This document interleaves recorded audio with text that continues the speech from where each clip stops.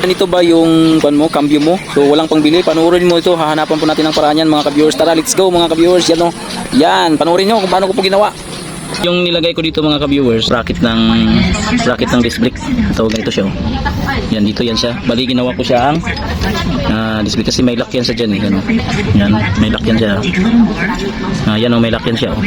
So ito yung ginawa ko. Kasi illustrate na to dito. Kung kakalasin nyo ito cover na to, maalis yan, makalas yan. Kasi ito yung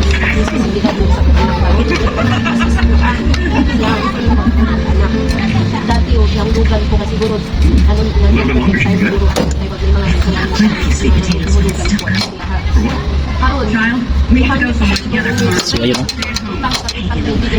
yung DIY lang po no, sa mga sira na po no. Yan po yung pamamaraan ko. Depende na sa inyo kung gayahin nyo no. Kasi yan no. Para sa iyo Pintura na lang ang kulang. daw pa na kaya kurang away, walang man.